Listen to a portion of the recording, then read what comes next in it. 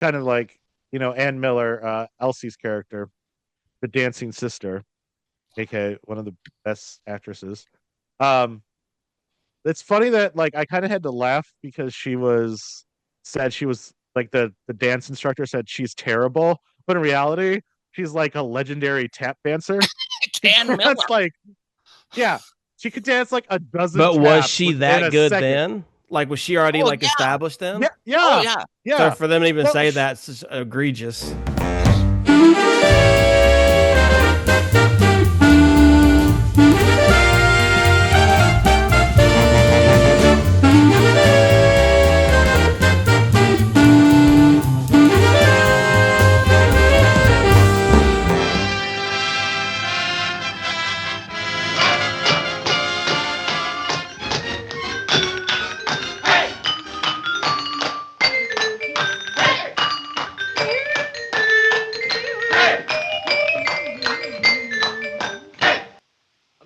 Mr. Vanderhoff, our records show that you've never paid an income tax. That's right.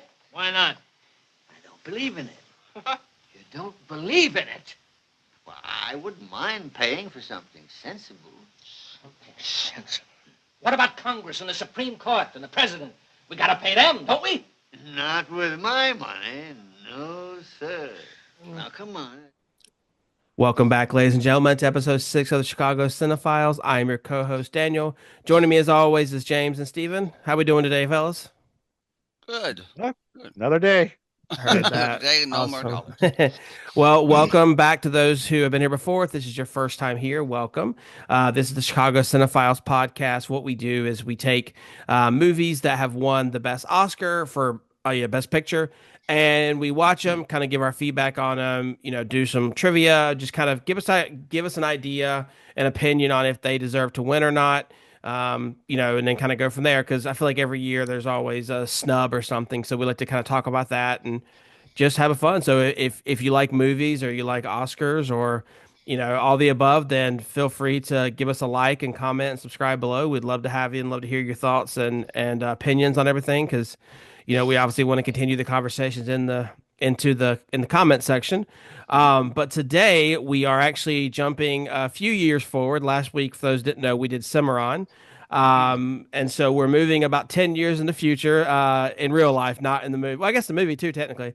Um, and we are actually on to now the 1939 Oscars, which was a pretty good year when we talk about the movies or the actors and actresses that were played big roles. There was a ton of big actors and actresses. It's pretty cool, but we'll get that in just a minute. So today, the winner for the 1939 Oscars was "You Can't Take It With You," and so it was released to the entire United States September 29th, 1938. It was released a few weeks earlier in New York.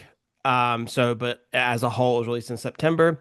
The stars in it are James or Jimmy Stewart, obviously, Lionel Barrymore, Jean Arthur, and then Edward Arnold are the kind of the main, or sort of the main, ones. It is based on 1936 play of the same name by George Kaufman and Moss Hart. Kind of the financial sector of it. The budget was about 1.6 million, and apparently it did about 2 million in the box office. And this is to me this is a unique stat. It did about 5 million in international rentals.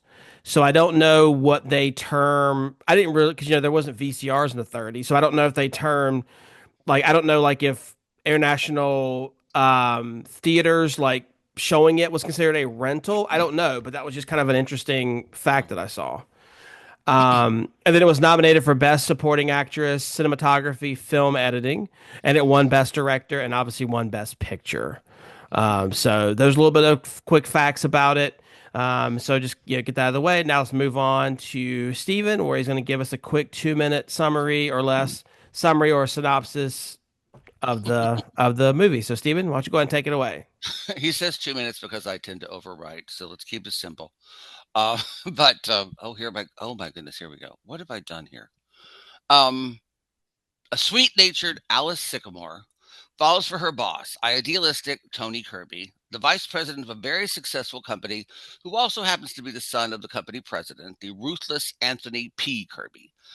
But when Alice invites Tony and his parents to dinner at her home, Alice's peculiar family, including her whimsical, loving grandfather, Martin, her hapless ballerina wannabe, sister Essie, and her fireworks enthusiast father, Paul, they prove to be a little too eccentric for the staid and stuffy Kirbys. It's more than a clash of families, it's a clash of outlooks, ideals, and what's important in life. Excellent. Ta-da. Thank you. Great job, Stephen, as always. Oh, see, you say the sweetest things. But yeah, so before we get too far into it, let's kind of talk about what was happening during that time period because we like to, for those you don't know, we like to kind of talk about what's happening in the real world, mainly the United States, just because obviously the Oscars are in the U.S., so we tend to focus on that. So just kind of some interesting facts during this year. Snow White and the Seven Dwarfs were released. And a funny thing happened at the Academy Awards actually, where they gave Walt Disney an Oscar and then 7 miniature Oscars. I love that. So that's pretty cool. If you guys haven't seen that, go check that picture out. It's a neat Very thing. cool. Um, Obviously, the looming thing was they didn't know at the time, but World War II was starting to happen, and so kind of some of the things that happened before that was Germany annexed Austria, and then also the Munich Pact happened, which basically was Neville Chamberlain along with the French ambassador or the French president, whatever. They basically signed this pact to avoid war with Mustache Man, which That worked out. I'm about to say, like, yeah, how did that work out? Um, How's that also, working out for you? also one of the coolest things I think's ever happened on radio happened. Orson Welles' War of the Worlds took place this year. And then also for all of you comic book fans and Yes. superhero nerds, Superman made his debut this year, Mm-hmm. 1938. Which and then Action Comics, number one. and spoiler, next year there's even better one that gets announced, which we'll get to Even later. So much I better. love that. Well, So much. which we will get to hopefully whenever we do the 1939 Oscars. But anyway, so that's enough about the kind of the what's going on in the world. I want to ask first off before we get too far into it, fellas, have we ever heard of this movie? Have we ever seen it? Do we ever have any thoughts behind it? James, I'll let you go first on this. I had no idea other than like just Googling it real quick, and it's like a screwball comedy from the 30s made by that great director. How Frank do you say his Capra. name? We can't name now. Frank Capra. Yeah. It's so great. We don't know his But- name. He can't be named. I'm so yeah, he's so good you cannot speak his name into Oh. existence. Otherwise we'll have 20 years of bad movies. You bring shame onto him. Oh my God. I mean, No, but Frank Capra, like that's all I knew, and I've seen a lot of his movies and they've Yeah. been great, but I haven't seen this one, and I liked it. yeah, very much so. Steven, have you seen it before? I Any had initial never thoughts? seen the movie. I had never seen the play, but I knew the play. I mean, I knew of the play, I should say. And Frank frankly, Mosshart and Kaufman wrote the play and the movie of one of my favorite Christmas movies ever, The Man Who Came to Dinner, which is one of the funniest, best Christmas movies ever. If you've never seen it, watch it. It's so brilliant. And also, I'm a big fan of Capra because, I mean, even though this isn't a movie sort of written with Capra, but it is such a Capra movie. When you get Yeah. into it with all of the feelings of sort of going against this greed that was going on in America and falling for the optimism of the average man, it's just such a Capra movie. Yeah. It just fits right. I'm sure that's why he pursued it to direct, but it just fits right into his oeuvre, if you want that French word. Yeah, no, so for those of you who don't know, Jimmy Stewart's my favorite actor of all time. So it had been on the list for me to watch. I hadn't got to it yet. So I knew about it, but just because of I've seen like, top 20 lists, Jimmy Stewart, and everybody talks about it. So I knew it was on there. So I had no idea what it was going into it either. So it's kind of a nice, sort of a refresher, not knowing what to expect. So, and honestly, that's been my favorite so far. You guys can elaborate on that. That's been my favorite going into these movies, not having a predisposition or judgment or have any ideas what to think. And so I've really enjoyed this. Has been this is one of my favorite things about the podcast, just being able to kind of go into something sort of blindly. I'm sure you guys can attest to that. I agree. I mean, that was the way I felt about that actress last week in Oh Cimarron. yeah, exactly. I fell in love with her, so I'm started following her other movies now and seeing these 3 murder sort of comedy movies she did in the 30s, and I'm loving them. It's just such a great way to introduce yourself and force yourself to get Exactly. introduced to different people in different movies. It's great. It's helpful. Don't Stephen, expand my horizons, Daniel. Don't do it. I hate Stephen, expanding. what we should do? We should like start remembering these actors and see if we can find them in Murder She Wrote. Daniel and I watched Murder She Wrote, and I'm like, oh my god, it's so and so and so and so. Because for those that don't know, Murder She Wrote, obviously it was an '80s. Like if you're my generation, and James, maybe even I'm sure if you asked your grandmother, she might know I it. am But familiar. yeah, like I feel like everybody our age, like grandmother loved it. And so those who don't know, like Angela Lansbury, what she would do is, if you don't do a job for so long, you lose your insurance. And so she would bring these people on for one episode, and they were like big stars in the 30s, 40s, Yeah. 50s, 60s, whatever, just to keep them still getting their benefits. And so we always kind of do like an IMDb page search when we watch it to see who. So I can't wait for those two worlds to cross whenever we have They will. someone, which they will, because she employed so many people. But we're kind of getting off track on But you that. begin to see how lovely certain people. You begin to have a better appreciation for some of your favorite actors You really and do. producers and directors because they went above and beyond to say, "Hey, this person needs help. Yep. We're going to help them out and make sure they have their insurance or just at least cover, get some money." I mean, you begin to have a deep appreciation for the humanity of certain people in Hollywood. Yep. 100%. Hard to find. Exactly. Yeah, it really is. And so then that moving forward, we'll start with James. James, tell me a little bit about some of the trivia that you were able to find this week, some of the interesting ones, and then Stephen will obviously go to you next, and then I'll wrap it up.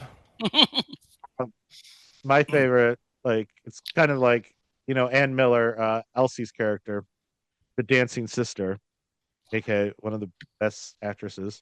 Um, it's funny that like I kind of had to laugh because said she was like the dance instructor said she's terrible, but in reality she's like a legendary tap dancer. Ann Miller. That's like, yeah, she could dance like a dozen. But was taps she within that a good second. then? Like, was she already Oh, like yeah. established then? Yeah, Oh yeah, yeah. yeah. So for them to even Well, say that's just egregious. And she's 15 Yeah, no. years old in this movie. 15 15. years old. Yeah, she started dancing when her mom moved her to LA at like 9, her death mom, when she was Yeah, divorced and moved to yes, LA. she's a coda. She's a So coda. Sarah Oh, that's Coda. that's cool. Yeah. That's cool. So she moved out. So she moved out there. She made a fake ID at like 12, and started dancing Mhm. at like clubs. And then Lucille Ball discovers her. Yeah. Wow.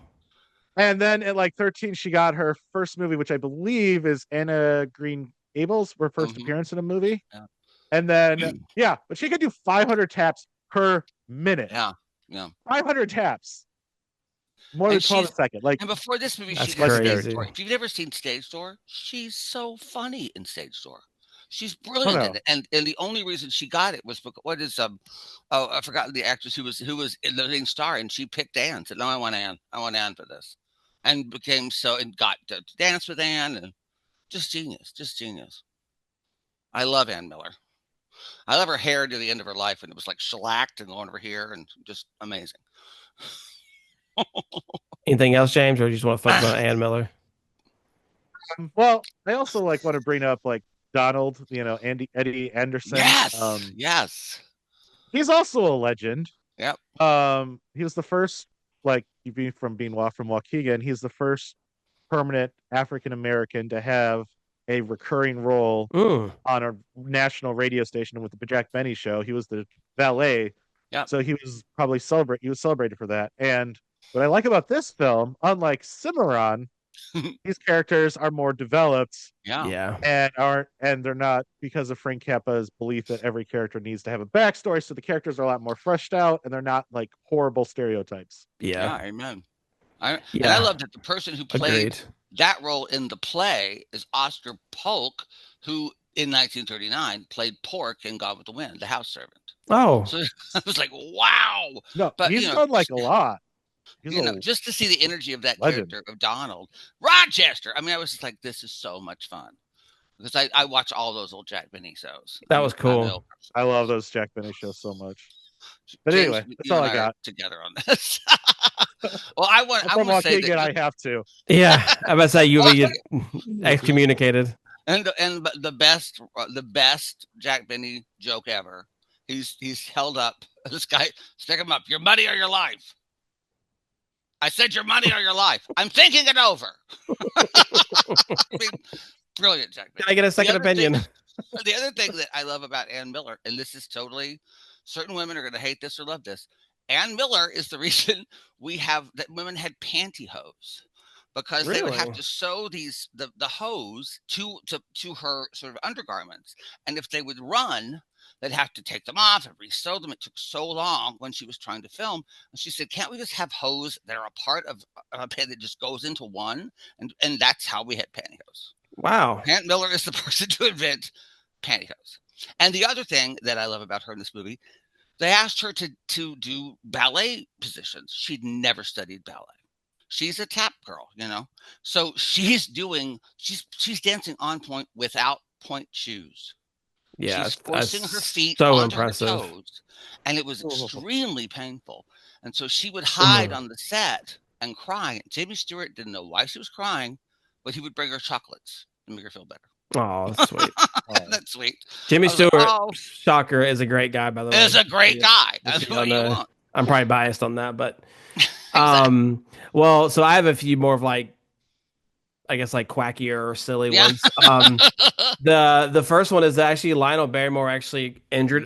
He Yep. had crippling arthritis and his hip injury, so they wanted him. So to keep him in the play, they made his character Yeah. have a ankle sprain, which allowed him to Right. have crutches. The funnier one, which is what I love and what I do want to talk about, counting Jimmy the Crow, 13 actors from this film also appeared in It's a Wonderful Life. Wow. Wow. Which is one of the questions that I have for you guys in a few minutes. So just spoiler, but so I thought it was kind of funny that they count, Jimmy the Crow. So I assume it's the same Yeah. crow. Which I kind of like. I know that's not a good place to start, but let's start there.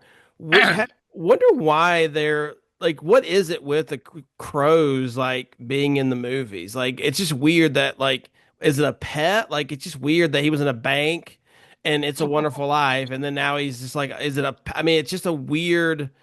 I just wouldn't Yeah. think that would be a pet you would want. Is it because I'm gonna look this up? But is it because the crows could be easily trained?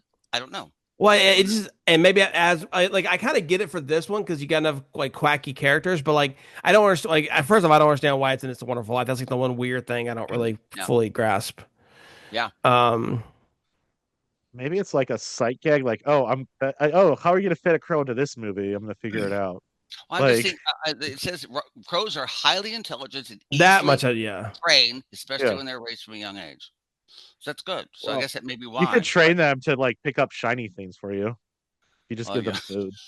Squirrel. So I did look it up, and Jimmy the Raven actually is a prolific bird in Hollywood history.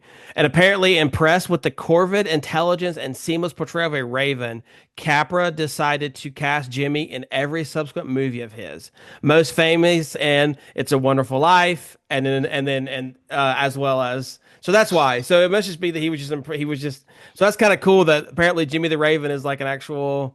I wonder if he has a Hollywood star. That would be hilarious. If he does, I'm going to kill myself because this bird Let's has gotten edit a that better out. Let's not say career. that. You know what I'm saying? Like, oh my God. No, I'm just playing. I love, and the other thing I love about, you're talking about Lionel Barrymore having this injury. The IRS man says to his character, why have you never paid taxes? And he says, I don't believe in them. In real life, Lionel Barrymore was a Republican who also refused to pay his taxes and owes a large sum of money to the government. What? So it fit. Yeah, I mean, crazy. Okay, so I did look it up. Jimmy the Raven does not have a Hollywood star. However, in 1949, Robbery. huh? Robbery. Oh, however, some would say it was a murder. Haha, because a flock of A crows. murder of crows. Look at you knowing that. But by 1949, his talon prints were immortalized in cement and displayed in a pet shop nearby. Oh And in my April God. 1956, his owner passed away. I don't know why it's on there, but anyway. So yeah, apparently he appeared in more. He appeared in more than 1,000 films. So this This guy, we is need to give him more credit. Like we need to give. yeah. I we mean, need- That is a Toto will need long more. IMD list. The dog who the played B list Toto as in in bird one. or the. That man had done that bird has done so many movies. He's That's some he stuff. he probably didn't get called for the birds, and that was and like he was done. He was like, I'm done with Hollywood. Stop. You don't need fake birds. You got Jimmy the Crow. What do you want? Come on. Let's do it, baby. Sir, it's Raven. Get it right. Yeah, I'll be on the set when I want to. Tell him to lay off. Come on. Oh, it's funny. I How love much of a legend I am, Right? I was like, Hitchcock. I am big. It's a picture that got Yeah. small. it's the bird's nest that got small. I am big. Oh, I love it. And Oh, I that's have a couple hilarious. more things. Yeah, go ahead. This is the first of two Best Picture Academy Awards award winners to have been adapted for the screen from plays that won the Pulitzer Prize. Do you happen to know what the other one was?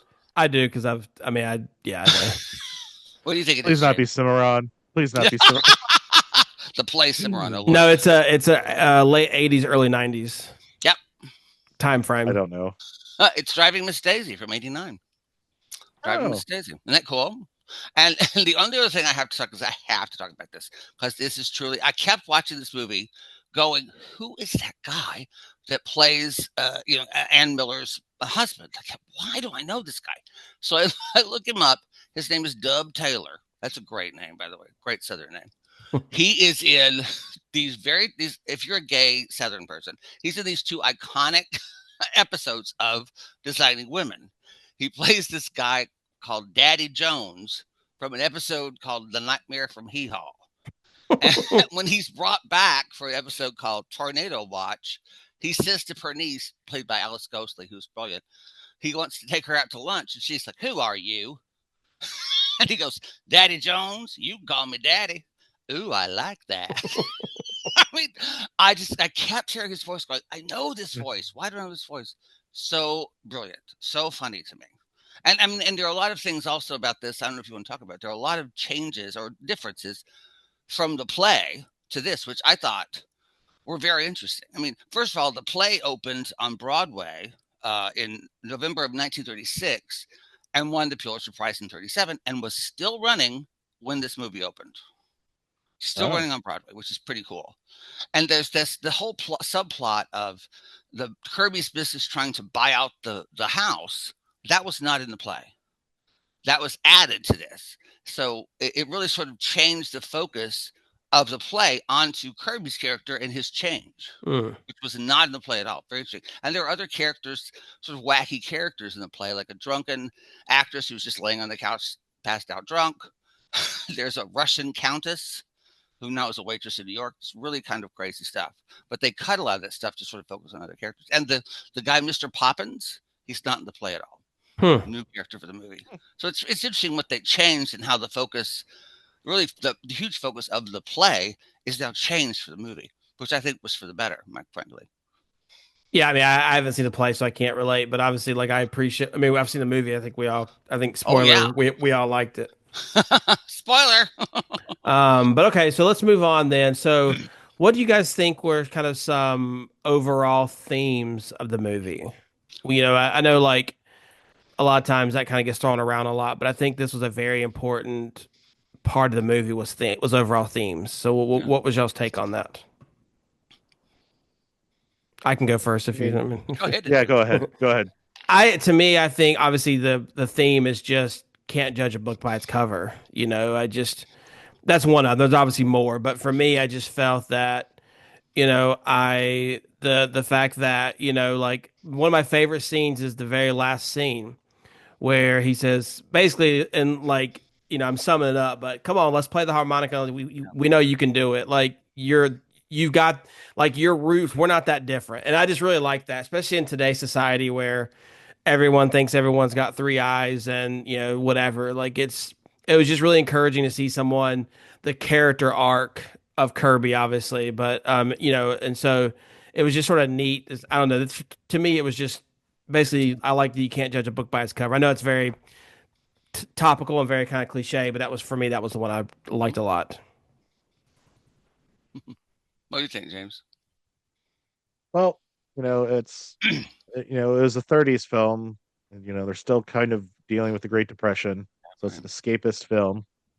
Mm. So like, everyone like losing stuff, and then this guy has this house and is kind of like by himself, standing and holding the whole neighborhood together, literally, because he won't sell. I think it's just more of about like, let's make a movie that people can forget about their problems and they actually win. Yeah. And I love that he doesn't. It's not really a focus of why he's not selling the house, but it's there. His wife's Hmm. gone. His wife's gone. He remembers his wife when he goes into their bedroom. I mean, and they're at the end when they're going to sell. They find him in the bedroom crying. Yeah. He was up there crying. I mean, of course, this is a memory that he's going to leave now. So it's so tender, and it really is very Capra-esque. It's about, what does he says in Meet John Doe at the very end? Those are the people. Try to lick that. You can have all these corporations. You can have all this power. These are the people. They're bigger than you. You can put them down. You can take them down. They're going to keep coming. They're the people. They're America. And it's just sort of inspiring as well as, you know, I've watched many Addams Family versions. I've never seen anything wackier when when the Kirbys walk into this house and there's a ballerina over here, there's a guy playing a xylophone. It's like, what is going on? And the guy challenged him to a Right? wrestling match. And there's the guy with the discus. Like, what is going on? I mean, I'm out. I'm I sorry. love that. I love that scene so much. That was my Oh favorite wait, scene. it's the wrong day. It's like, and we've all been there. We all can relate to, getting your days mixed up, and someone knocks on your door, and you don't have your pants on. You're like, oh my gosh, what happened? If I'm that woman and Jimmy Stewart said, I did this on purpose, I'm going to kill you right now. I'd be like, what? You did what? I mean, but it Yeah. Although I do like that with Jimmy Stewart. I love that about his character. He was like, I want to make you uncomfortable. I like that. I mean, Right. there's like you're meeting each other's in-laws for the first, like you're going to be your future in-laws. You should probably everyone be on their best behavior. I feel like Like this. everyone's like, Mm. it's just, I've I don't know. So like the interesting thing, and I just thought about this, so I don't know how I'm gonna articulate too well, but the interesting thing is we talk about class system, especially in My Fair Lady, and it's sort of you kind of feel the same way here, sort of like you got the, like Jimmy Stewart's family, and then you've got obviously the more down to earth, fun, type family, but it feels like here's kind of the interesting thing though, and this is me thinking about, it, so maybe I'm wrong here. Did the Kirbys ever show their servants? No. So how much more richer? How can if Oh, they're rich. if like Lionel Barrymore's family is so poor basically, Hmm. but they have two servants, but you never see the servants. So I don't know. That made me think about that. I Obviously would it's counter probably that for with like character's Mr. sake. Poppins when he goes to find Mr. Poppins and Mr. Poppins leaves his job. And all of a Yeah. sudden he's now working there, and there's no talk of where you're going to get your money, where you're going to get your sustenance. There's So just I feel really, like he has money secretly, yeah, I'm sure, and but he just there's doesn't live like it. yeah, exactly. And they're getting by. They're not worried about that. you know. And they say, that because he decided to live off of his passions, he loves stamps. He became a great Austin Tusker of stamps. So he's getting stuff that way. Yeah. But it's so lovely to go, I mean, we're all in this rat race. We're still in this rat race. We're still told, and with AI and everything else coming in, people are losing their jobs and trying to find work and can't find work because of certain things. And it's a very similar time, I think, in our country than it was in the 30s because there's such a change going on, such amazing change that we're not sure how it's going to land. And people are still, we still got to get a job. We Hmm. still got to find work, no matter what that work is. And it's nice to know that you can get by with very little with the love of your friends. When Yeah. and your community, you can get by. Um, Kind of want to move into the next segment. So this is, you know, for all intents and purposes, I didn't even catch on to it until about Mhm. three-fourths into the play. I just wasn't thinking, or movie. I just wasn't thinking about it. This is Romeo and Juliet. It's a modern version of it. And so I kind of felt stupid when I was like, "Oh my gosh, you're an idiot." Duh, of course it is. But do you guys have some other modern examples of maybe other movies or whatever where where it's the same, you know, Romeo and Juliet, obviously without saying Shakespeare in Love, but like, do you have like, is there, do we have that? Just and then maybe no, you may not have anything you want to talk about, but I just want to leave it open ended for you guys to discuss. I would just say that there are no new ideas. I mean, really, if you look back, if you're like me, and I love watching old movies, I love watching old television shows, I love, trying to find out the beginning of something, you begin to realize there's nothing new. There are people taking things that were very popular, and well, just to say this. By Beyonce's Single Ladies video went crazy. Everybody loved the choreography. It's going nuts. That's just single. It's just Bob Fosse choreographing a thing called Mexican Breakfast from Gwen Verdon from the '60s. It was shown on YouTube. People loved it. There's so many of the moves in that video that they stole from that video. And what I love about it is now when young people watch the video of Mexican Breakfast with Gwen Verdon, hey, this old lady stole from from Beyonce. No, she didn't steal from Beyonce. This was made in 1966. You just go, oh my lord. But I don't think there are many new ideas or new concepts. I think we're Yeah. just sort of playing off of them constantly and adding new things to them, which is great. But to me, you have to know what came before you can move forward. That's my idea. You could think of the 1996 Romeo and Juliet film, but That's with why Leonardo that's why I DiCaprio. said like don't do that or Not go there so the much. Shakespeare in Love. But Like, no, but the one West Side Story is Romeo and yep, Juliet. yep. Yep.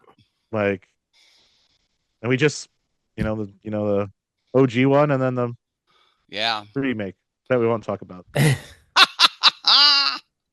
Thank No, you for saying that, James. I really appreciate you. I do think that like, and I think that's what makes this movie brilliant is the fact that I didn't even pick up on it until, and maybe it's just me being stupid, but I didn't pick up on it until we were so far in because you're, I think because the characters were so memorable that the love story, obviously it's the main premise, meeting your in-laws, but I didn't put two and two together for some reason. I think that shows how great the writing and directing was, in my Yeah. opinion. Yeah. I'm telling you, Moss Hart and George F. Kaufman, they're the stuff. They ruled Broadway for so long. Their stuff is so dense and so funny. I mean, you can't go wrong with the Kaufman and Hart play. You just can't.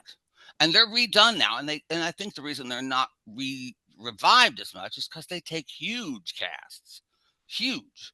So it's kind of hard in the modern time to have a cast of 25, and have a profit on Broadway. But they're so funny. They're brilliantly funny. Yeah, no, I agree. So just kind of moving on. So we touched base with with our trivia about the Jimmy the Raven, where there's 11 actors Jimmy the Raven. Hey, baby. who are. Do you know who I am? I'm Jimmy the Raven. Oh, man. Who you talking to, pal? check my IMDb page. Sorry, Check the birdseed, pal. Okay. sorry, James. We're having too much fun with this. Um, You guys live your best life. but Jimmy the Raven. but like Oh. so this reminded me a lot of It's a Wonderful Life, that feel good, and it really kind of all came together in the courtroom where the whole community is willing to pay the fine. That's so But the ironic thing is Oh. though is that like in the movie that in It's a Wonderful Life, Lionel Barrymore is the bad guy, Mr. Potter. And then Mr. here, Potter. here is was it Martin Vander? Is it Doff or Broff? How you say the last name? But He's Vanderdorf. also. But That's what I he's love about Capra as well. He brings back actors. yeah. That actor is the bad guy in Meet John Doe. Again, Meet John Doe. Lionel Barrymore. Yeah, not the guy that plays Mr. Kirby. Oh, the guy. Yeah. He's so good. And Yeah. there's a lot of those Capra movies are about losing faith and then having one or two people in your community believe in you to turn it all around. To collect the money, to come by and say, no, but we believe in you, Mr. Doe. I mean, it's inspiring. It makes you. We don't make movies, I don't think, like that anymore. Very few makes you go, oh wow, I'm inspired by this. I think It's okay to be mean. that's how I felt about Coda. I was very inspired by it. So that's why Yeah, it's I agree. like I agree with you. I You're think right. that's why it's like you're right. It's so rare nowadays. Now it's all about the biggest explosion, the sex scenes, whatever. And it's like sometimes it can just be like you said, like A very simple movie. that one or two person in the neighborhood that says, I believe in you, or I'm gonna help Yeah, you up when you're down. that's what life is all about, quite frankly. If you don't know that, you're not living your best life. Yeah, People always you think on can't take Instagram, you living can't my take best it with life. you, brother. You can't take it with you. No, that's what Jack Benny used to say. Sister, if I can't take it with me, I'll send it beforehand. James, you have like a perplexed look on your face. So this is, I don't know if we want to get in this conversation or not, but like, like the modern day Oscars, Yeah. um, versus like the old ones. So like most films that are like win Best Picture are not usually critically box office successes. Mhm. So I kind of take issue with like big explosions and stuff because it's very rare for those movies to win, other than like, Oppenheimer recently. Yeah. Um, so I don't know if I agree with that statement. Like Well, most of these well films they are, no, but they choose to make the money with the big booms, and Mhm. they don't care about winning the award. They care about having $50 million in box office hits. That's what I Mhm. mean. Like it's not. So well, that's what I mean. Like I'm not saying like you put explosions, you're gonna win the because Michael Bay would win everything if that was the case. But like oh, you yeah. know, Get a gas station, blow it up. Oscar. Here we go. yeah, that's what I mean by that. So no, like I didn't mean like offend or whatever. I was just basically saying like it's just nice that like a simple movie won. Yeah. And to call this movie with how many people? I mean, I have to find this. There was a thing here. The play has 19 characters. The movie has 153 characters. Mm-hmm. I mean, so it's a massive sort of movie, but it's a very simple movie as Makes well. you wonder, like, were those people from the courtroom? That had to be a lot of people, or like in the jail. It was, and like the fact that it bounced around so many different places was Yeah. really cool too. Like it was in the courtroom, it was in the jail, it was in their house, it was where Mhm. the Mr. Poppins, I can't think of the name of the bank where he was in. Like, Yeah. it was just neat to see. Like, it really didn't stay in one. And that's And the opening up park, the it was in the play park. into this other world. I think that's very difficult to do for people who are taking a play that's I mean, and the play is 3 acts all in the house. It doesn't go anywhere else. There are Wow. no other places. So to take that and open this up and have Yeah. fight scenes in the park, and I love the park scene. I love those kids coming, "You wanna learn this this number, pal?" Just loved it so much. So that's really difficult, I think, to do, and the screenwriter should be applauded for doing that, And quite then literally. watching another funny thing, just because I'm Jimmy Stewart nut. The scene where they're in the dinner where she has like the Apple sign on her back or whatever is very reminiscent of the It's a Wonderful Life scene when the floor opens up and they're like, Yep. they don't have a clue at first. Like obviously they're not booing them or they're not laughing at them and It's a Wonderful Life. They're cheering them on. Yep. Because they're about to fall into the water, but just not a funny comparison. James, I saw you had something.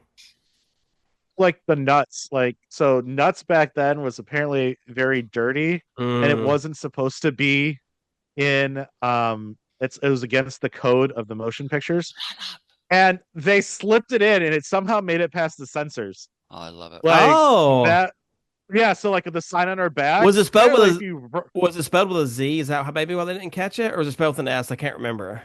I think it was a Z. I can't I I remember. think. think it was Yeah, too. yeah, because they slipped it in and like it made it past the censors because apparently back in the 30s that was very dirty, Well, and dirty see, now slaves. it makes me so happy because in the Thin Man, when they're designing who's going to be the murderer, Nora says, "Will you serve the nuts? I mean, will you serve the guests the nuts?"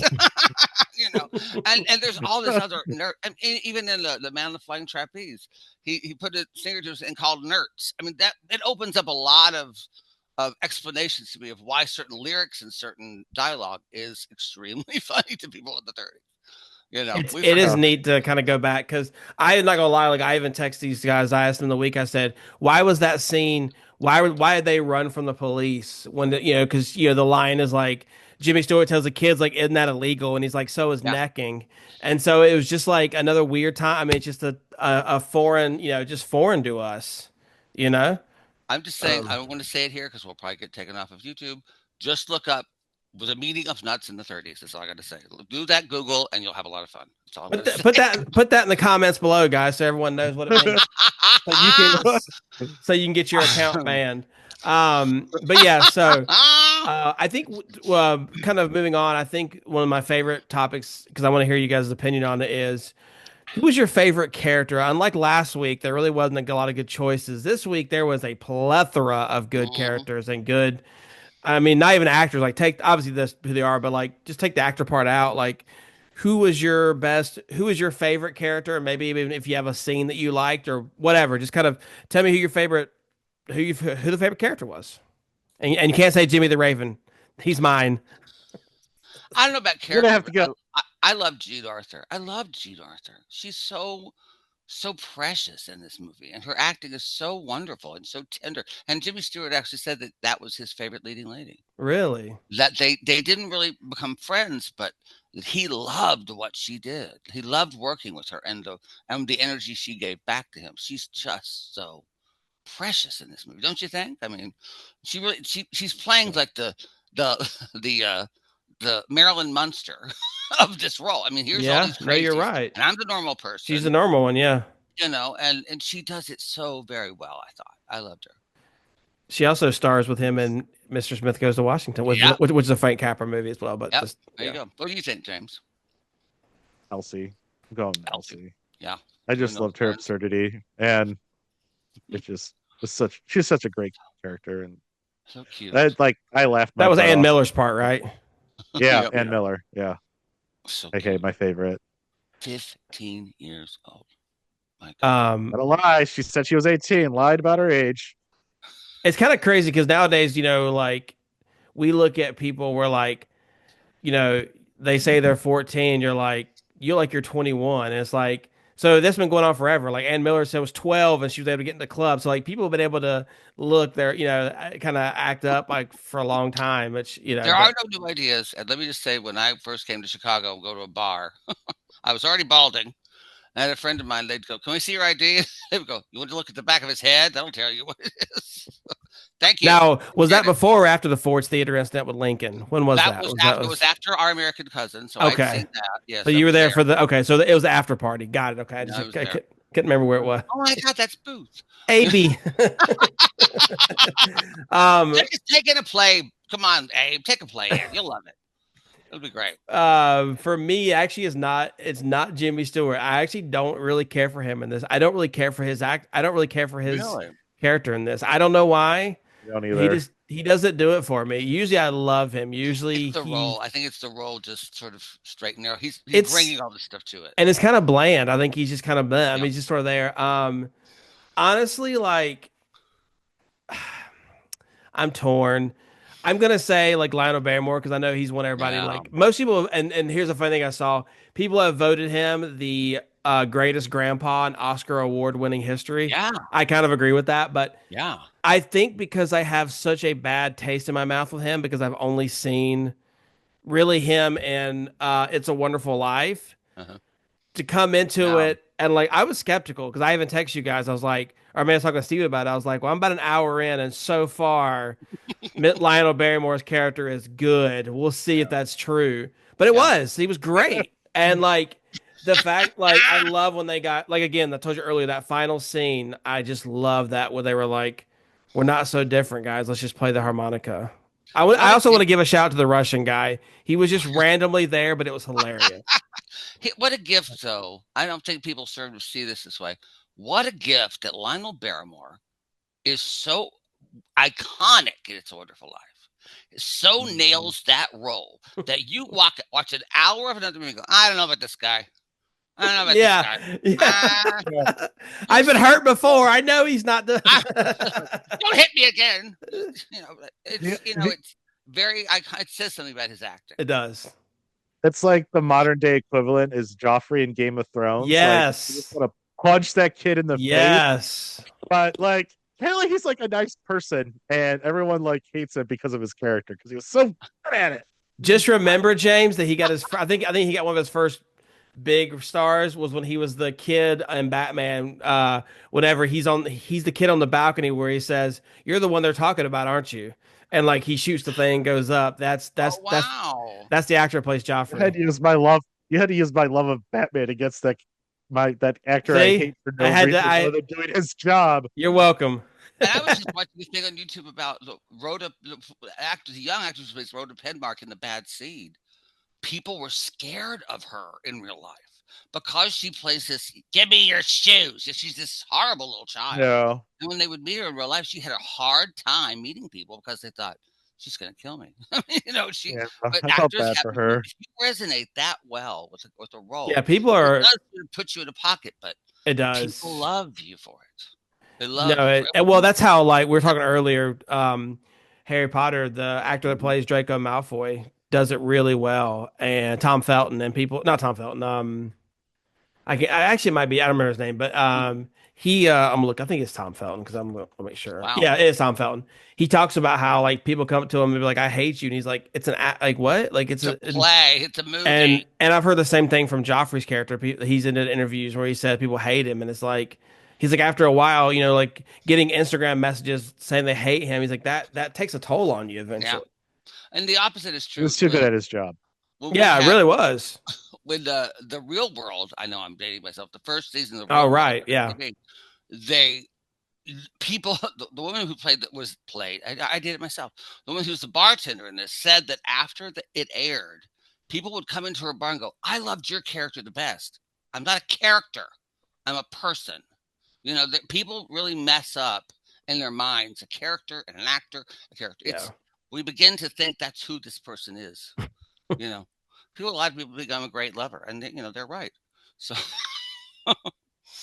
I mean, All right, so then final thoughts, guys. Do we think it deserved to win the Oscar for Best Picture? Which let's go ahead and get into that before we make the decision. So yeah, I'm not going to go through all the names because there's like 10 different there was like 10 different movies up for, but just IMDb score where I was like, do that.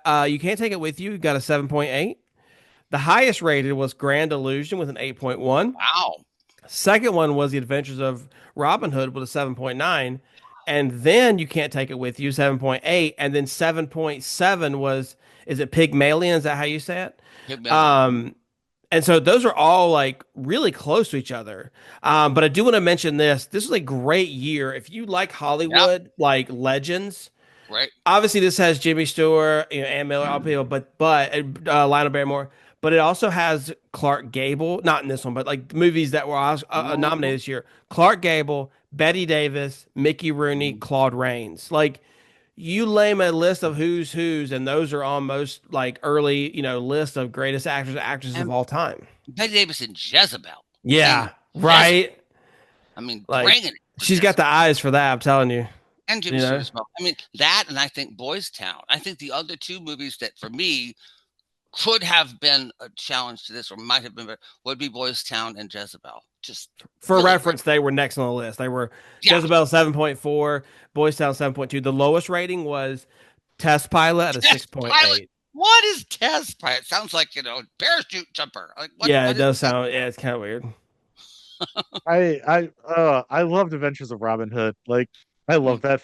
Like so, it's like going up against this. I'm like, I don't know what's better. Like now, did you watch it as a kid, or do you have nostalgia for it, or do you just like it because it's just older in life? You've seen it. So I watched it. I watched it when I was younger because my mom would like have old Turner Classic running like basically 24/7. Yeah. Genius. But so I love that film. Maybe because it was like one of the like 1938. It was a full color film. It was like, it's a stunning movie. Maybe that's. And especially as a kid, you're not going to want it with black and white. Like you would much prefer to watch the color. Yeah. Like, this is actually in color. Like I'm going to enjoy this. Like I don't know. So like I don't know if I'm fighting the nostalgia. And then I rewatched it this week because I'm like I have to rewatch it. And I was like, this still holds up. It still holds up. Yeah. I don't know what I would prefer. I don't know if my nostalgia is overshadowing what I haven't seen Grand Illusion, so movies. I can't have either one of you guys seen Grand Illusion? No. Now it came out in 37, so I'm kind of surprised that it was up for Mm. But apparently, it's two French soldiers captured and imprisoned in a German POW.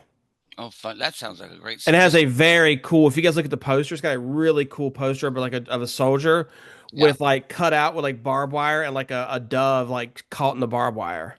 Smart. Very very interesting. But yeah. So I don't know. But so James, I'm gonna put you on the spot. Who would you pick? Mm, um, Adventures of Robin Hood. I'm just gonna have to pick because of my love of that movie. But I don't think there's a can't take wrong it with you. answer. I either one I would have been I'm happy with. It's one of those times where I'm not mad at the Academy. I'll go next, and Stephen, you can close us out Uh-huh. for it. I agree. To be fair, I don't think I've seen any other ones other than the Adventures of Robin Hood. It's okay for me, but like I prefer like I do like You Can't Take It With You. I grew up Mm. on the Disney Robin Hood, the cartoon, so like that's the one I love. So if that was up for this, I would pick that just because I love that. I love that movie so much. But yeah, I actually will go with You Can Take It With You, but I'm kind of in the same boat you are, James. Like, I would be okay with Robin Hood winning, and probably just based off of the reviews and the sort of the premise of the movie. Um, Grand Illusion looks really cool, so I may even give that a shot and let you guys know next week what I think Mm. about it. But Steven, what do you think? Again, I would say it's this movie. I would say the only two that could have. Well, I'd say the two that could have beaten it would be, pardon me, Jezebel and Boys Town. But here's the thing: why didn't they nominate Snow White? This movie Just was true. revolutionary.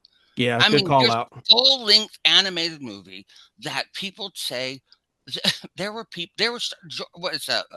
People were crying in the theater when it premiered. Hmm. Were just devastated at this movie.